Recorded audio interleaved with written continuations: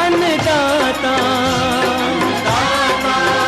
अन्नदाता, मीत तुम्हारा अन्नदाता, पग पग पर है संग तुम्हारे अन्नदाता। लहू किसानों का बन के पसीना सींचता है धरती का सीना, मेहनत का तेरी हक दिलवाने, नई तकनीक नई खोज बताने। पशुधन को गुणवान बनाना, पौध सुरक्षा को सिखलाना, खेती के सब गुर समझाने, भारत का सरताज बनाने, आठों पहर है संग तुम्हारे अन्नदाता, अन्नदाता।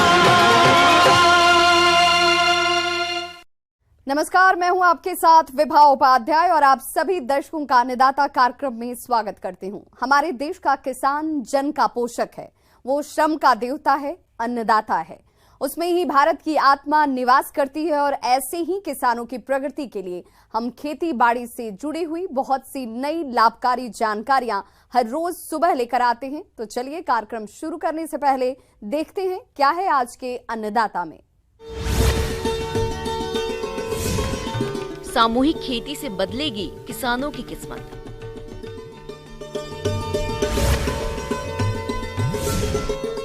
हाइड्रोपोनिक्स तरीके से स्ट्रॉबेरी की खेती करके कमाएं अधिक आय।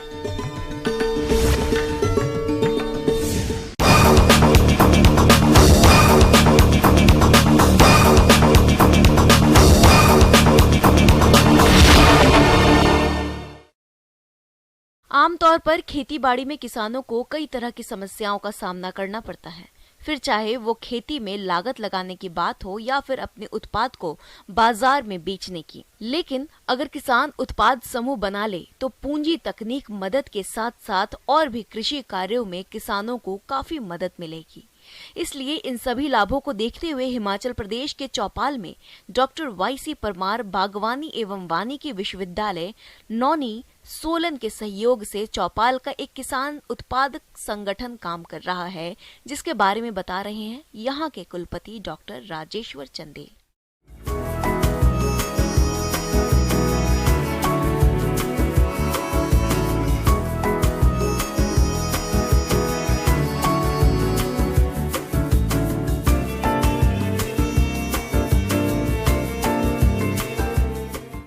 देखिए, आज एक बड़ा ऐतिहासिक क्षण है कि जहां इंस्टीट्यूशनल इंटरवेंशन के साथ हम जो माननीय प्रधानमंत्री जी का सपना है किसान की आय को दुगना करना, ये कैसे किसान के साथ मिलकर हम आय को किसान की बढ़ा सकते हैं। हमारे देश में कृषि क्षेत्र में कृषि उद्यमी की भूमिका धीरे धीरे जमीनी स्वरूप ले रही है। कृषि उद्यमी वह व्यक्ति होता है जो कृषि के क्षेत्र में उद्यमी की भूमिका निभाता है। देश में विशेष रूप से छोटे एवं सीमांत किसानों की संख्या बढ़ रही है, जिससे कृषि से जुड़ी अनेक चुनौतियों का सामना किसानों को करना कठिन हो रहा है। देश में किसानों का आर्थिक स्तर भी गिर रहा है।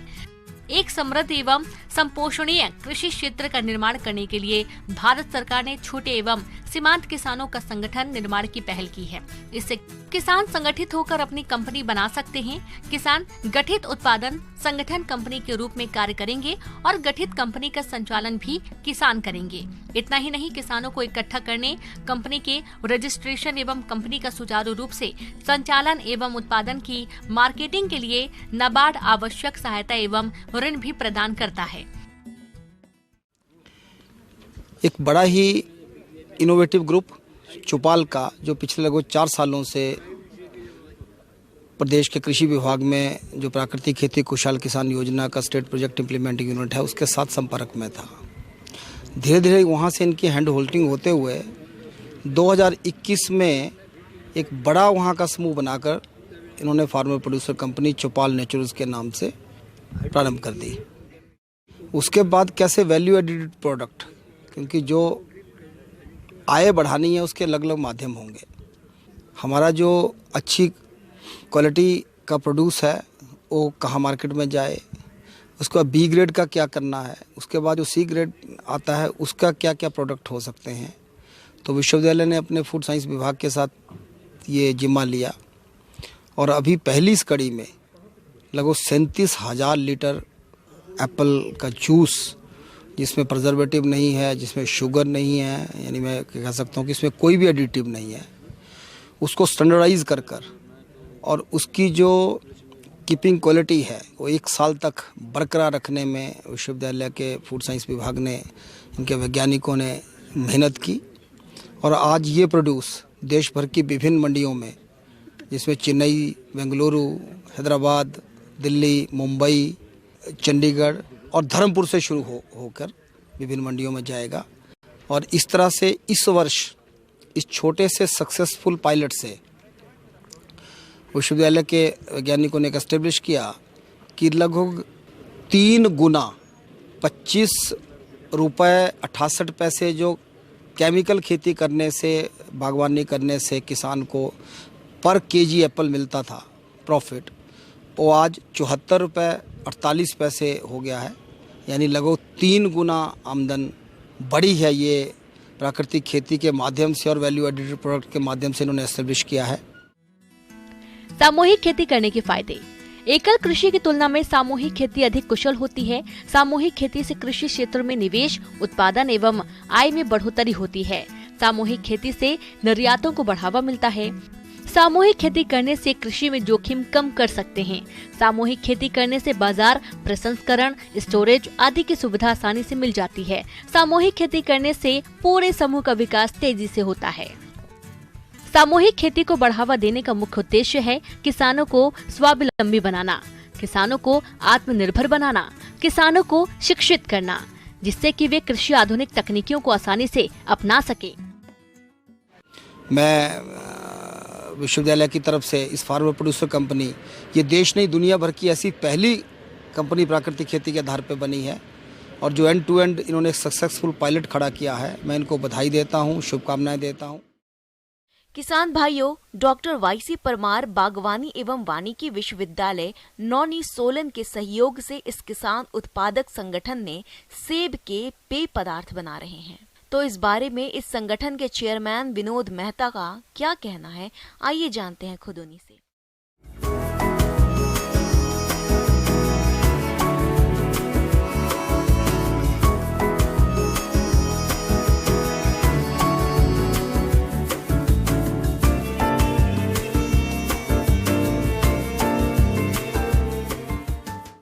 किसान भाइयों, जैसा कि आपको मालूम है 27 जुलाई 2022 को हमने ये कारवा शुरू किया था। चौपाल नेचुरल फार्मर प्रोड्यूसर कंपनी का रजिस्ट्रेशन हुआ था कंपनी एक्ट के अंदर। 20 अगस्त 2022 को वीसी नौनी डॉक्टर राजेश्वर चंदेल जी के कर कमलों द्वारा हमने कंपनी का इनॉग्रेशन किया था। उसी दिन मेरे किसानों ने ये संकल्प ले लिया था कि इस साल हम जो है मार्केट में कुछ ऐसी चीज़ लाएंगे जिसके लिए किसान अपने दिल से गदगद होएगा, खुश होएगा कि वो मार्केट में एक ऐसा एप्पल जूस निकालेगा जिसमें किसी भी तरह का ना प्रिजर्वेटर होएगा, ना शुगर होएगा, ना किसी भी तरह का उसमें पानी मिक्स होएगा। प्योर जूस, जो फल से जो जूस निकला उसको हम जो है सीधा पॉस्चराइज करके यूनिवर्सिटी के माध्यम से लोगों के सामने पेश करेंगे। वो संकल्प हमारे किसानों ने लिया था और उसका एक छोटा सा उदाहरण आप लोगों के सामने न्यूज़ 18 के चैनल के माध्यम से मैं देना चाहता हूं कि हमारी फर्स्ट कंसाइनमेंट जो है 9 बायर्स के लिए आज जो है 12:30 बजे फ्लैग ऑफ होके निकलेगी। किसान भाइयों, अब लेते हैं एक छोटा सा ब्रेक।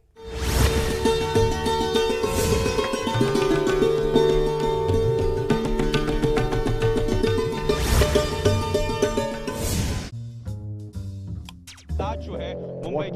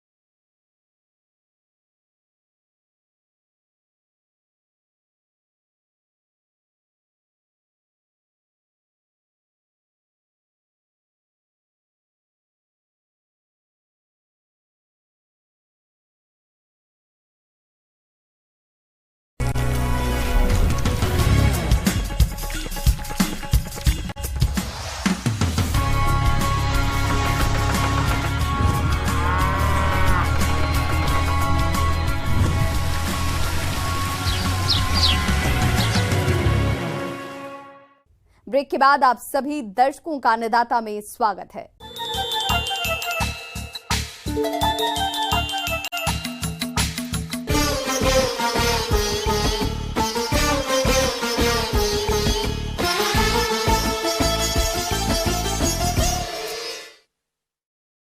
स्वाद और फ्लेवर के लिए स्ट्रॉबेरी का नाम ही काफी है। चटक लाल रंग की दिखने वाली स्ट्रॉबेरी जितनी स्वादिष्ट होती है उतनी ही सेहतमंद भी है, इसलिए बाजार में इसकी मांग हमेशा बनी रहती है। इसी मांग को देखते हुए अपने देश के कई किसान स्ट्रॉबेरी की खेती करते हैं और अच्छी आय कमाते हैं। आज हम आपको ऐसे ही युवा किसान प्रीतम कुमार से मिलवाने वाले हैं जो अपने छोटे से क्षेत्र में हाइड्रोपोनिक्स तकनीक के माध्यम से स्ट्रॉबेरी की खेती कर रहे हैं। तो आइए मिलते हैं इन्हीं से और जानते हैं इनके अनुभवों को।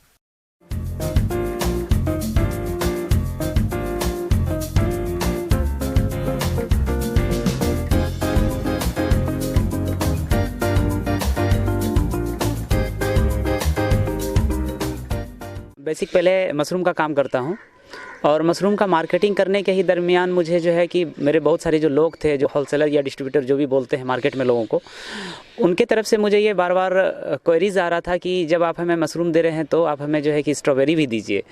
तो मैंने पहले उनके बातों को ज़्यादा सीरियस नहीं लिया, बट जब कंटिन्यू ये मुझे फीडबैक मिलना शुरू हुआ, मतलब लोगों की तरफ से ये क्वेरीज आना शुरू हुआ, तो मैंने फिर इस चीज़ को गंभीरता से लेकर के फिर मैं मार्केट सर्च किया और देखा कि मैं क्या कर सकता हूँ इस फील्ड में। इसके बाद मुझे ये आइडिया है कि अब तो स्ट्रॉबेरी करना चाहिए, लेकिन बट स्ट्रॉबेरी करेंगे कैसे, क्योंकि स्ट्रॉबेरी के लिए बहुत सारी जगह की ज़रूरत होती थी, जो मुझे पहले आइडिया था तो इसका कुछ था नहीं।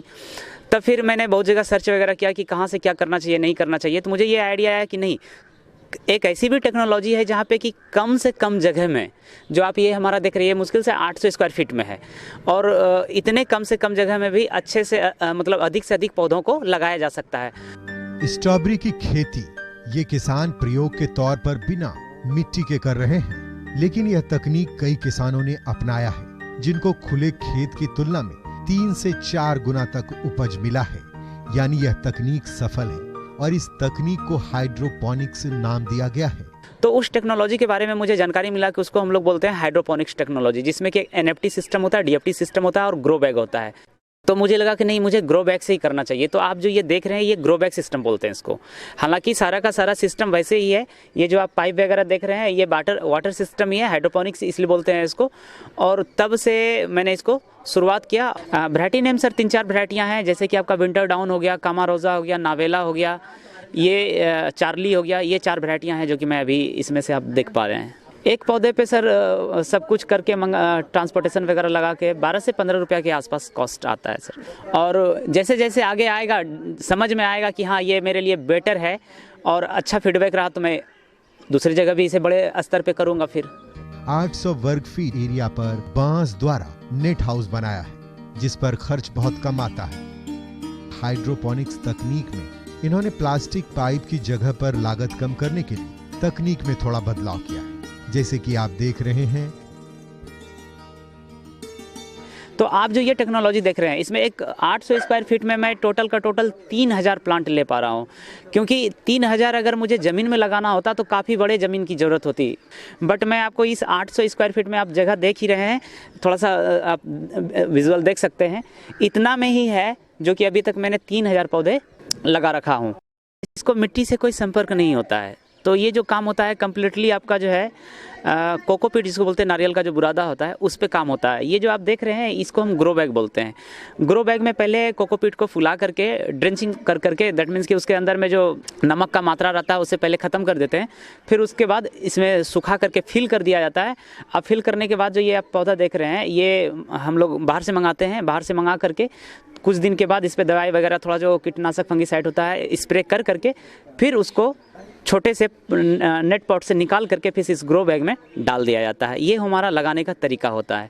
उसके बाद आप देख रहे हैं कि ये जो छोटा छोटा पाइप देख रहे हैं और ये जो पाइप है ये वाटर सिस्टम है।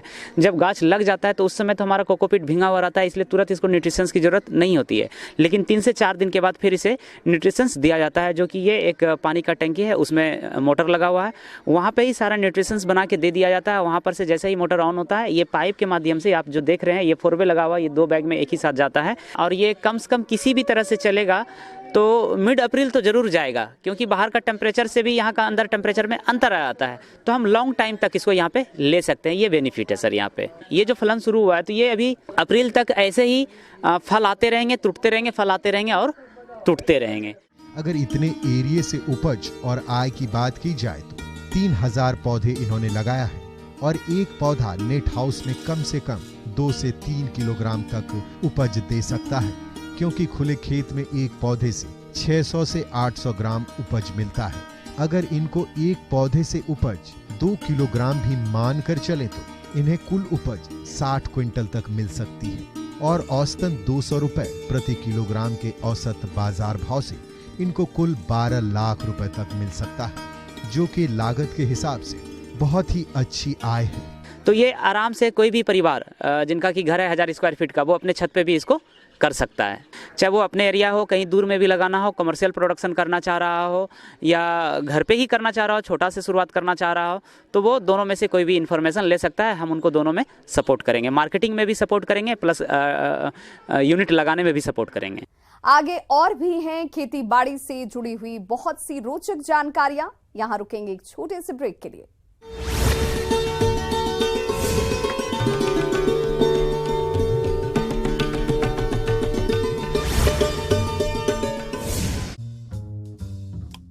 जो है मुंबई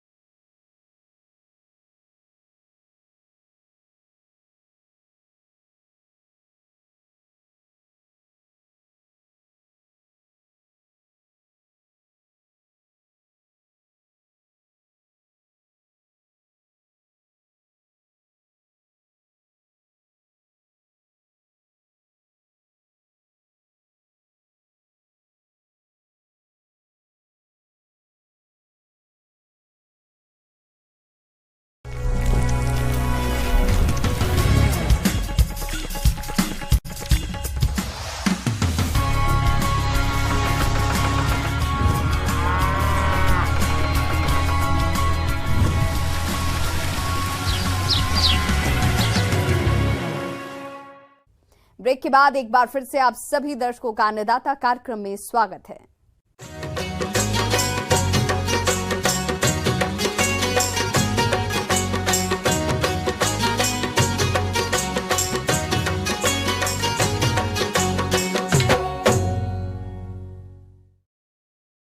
अपने राज्य में एक ओर जहां फसलों की कटाई का कार्य शुरू हो गया है, वहीं दूसरी ओर जायद की फलों की बुआई हो रही है। ऐसे में जो किसान खरबूजा की खेती करने जा रहे हैं, वो किसान इसकी उन्नत किस्मों का चयन करके खरबूजा की खेती करें तो खरबूजा की फसल से अधिक उपज ले सकते हैं। तो आप खरबूजा की खेती करते समय किन किन पहलुओं पर ध्यान दें, इस बारे में विस्तार से बता रहे हैं कृषि विशेषज्ञ गुरप्रीत सिंह गांधी।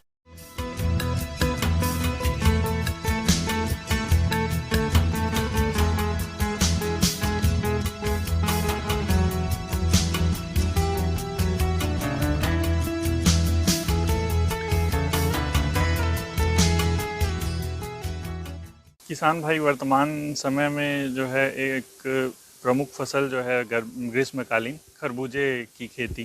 तो आज मैं आपको खरबूजे की वैज्ञानिक खेती किस प्रकार कर सकते हैं उसकी जानकारी दूंगा।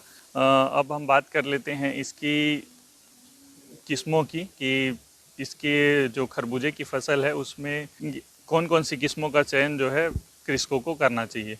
तो सबसे पहले हम बात करते हैं पूसा सरबती जो है, ये शीघ्र पकने वाली एक खरबूजे की किस्म है और इसमें एक जो किस्म है वो पूसा मधुरस, और इसके साथ साथ एक इसकी जो विशेष किस्में बोल सकते हैं दुर्गापुर मधु, और इसके साथ साथ एक और इसकी जो अन्य किस्म है वो है पूसा रसराज।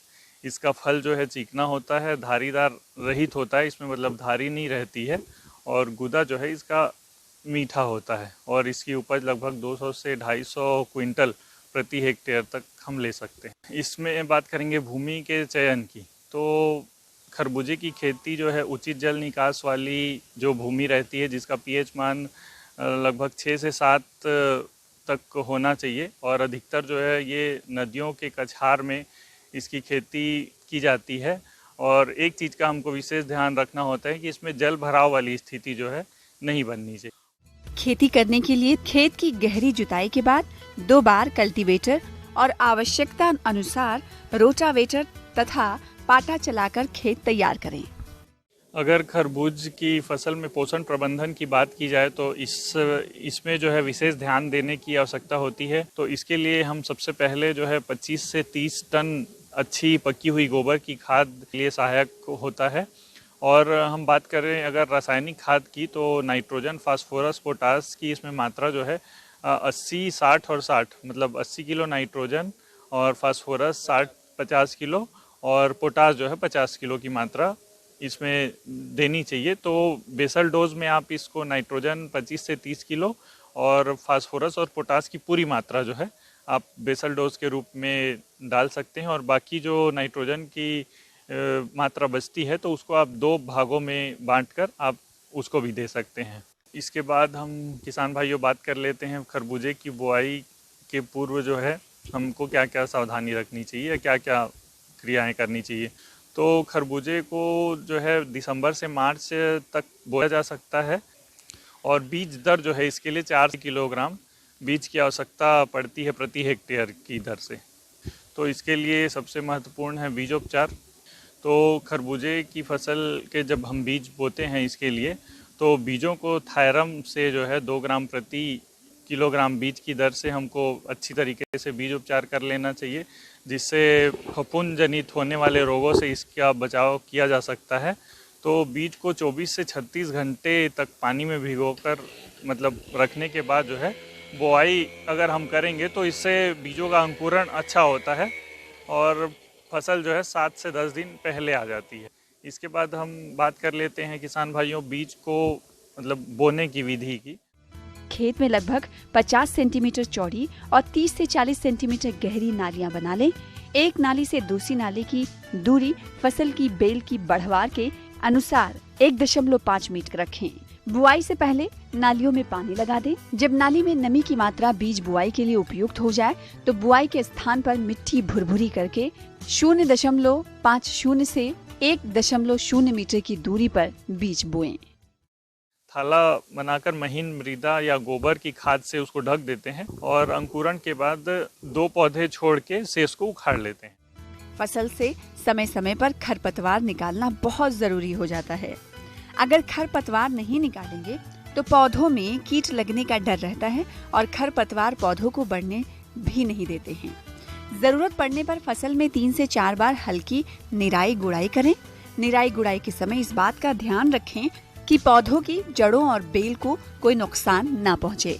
इसके बाद हम बात करते हैं सिंचाई प्रबंधन की, जल प्रबंधन की। तो खरबूजे की फसल चूँकि मैंने आपको पहले भी बताया है कि हल्की ज़मीन पे होती है या रेतीली भूमि पर इसकी खेती की जाती है। जब तक फसल 1 महीने की नहीं हो जाती तब तक लगातार आप 3 से 4 दिन के अंतराल में इसकी हल्की सिंचाई करते रहें और 1 महीने के बाद आप इसकी आवृत्ति बढ़ा सकते हैं, मतलब 6 से 7 दिन 8 दिन के अंतराल में भी इसकी सिंचाई फिर कर सकते हैं। तो किसान भाइयों ये थी मेरे द्वारा बताई गई खरबूजे की खेती की कुछ विशेष बातें जिनका आप ध्यान रख के आप खरबूजे की फसल का अधिक से अधिक उत्पादन ले सकते हैं।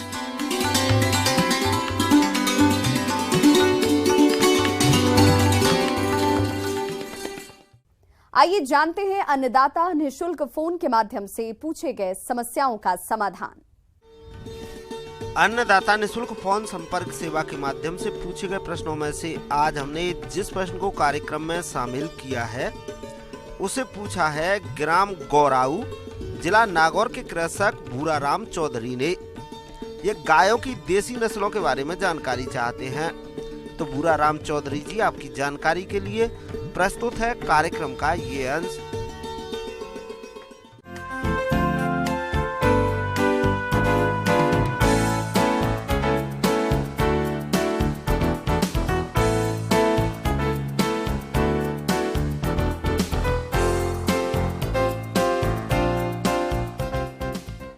अच्छे नस्ल का चुनाव भी बहुत जरूरी है कि हम जो गाय रखे हैं वो गाय एकदम देहाती किस्म की जो गाय है उनके उत्थान के लिए उनके लिए आपको जो है क्रॉस ब्रीडिंग करवाना पड़ेंगे।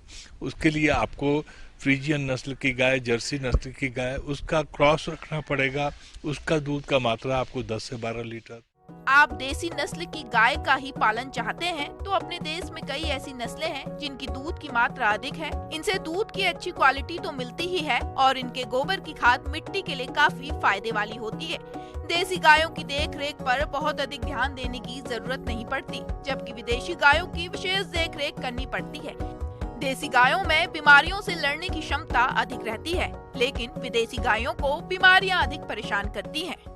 अपने देश में भी अच्छी गाय हैं जिनको कि हम रख सकते हैं, जैसे साहिवाल है उसको आप रख सकते हैं। आप देखेंगे थारपारकर है उसको आप रख सकते हैं। गीर है, ये अपने देश की गाय है, लेकिन इनकी दूध की मात्रा काफ़ी अच्छी होती है।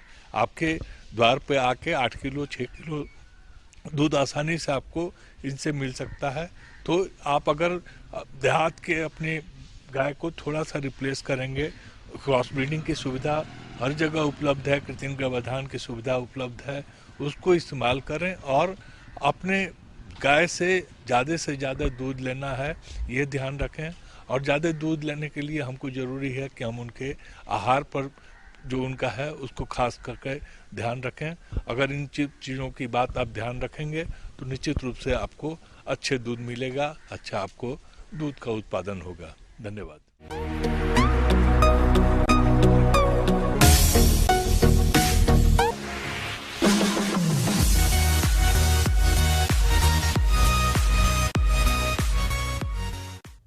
एक नजर डालते हैं राज्य के कुछ मंडियों के प्रमुख फसलों के बाजार भाव पर।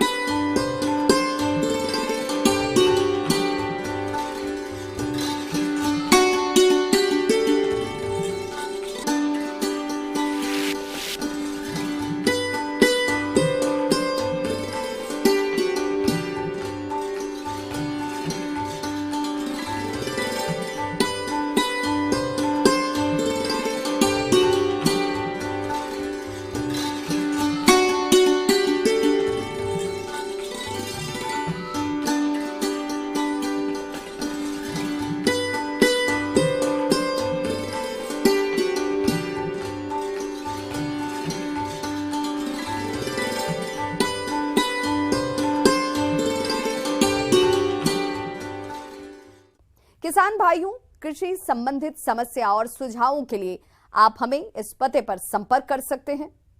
प्रोड्यूसर अन्नदाता, news 18 Rajasthan, Ramoji film city, Hyderabad 501512। साथ ही आप हमें ईमेल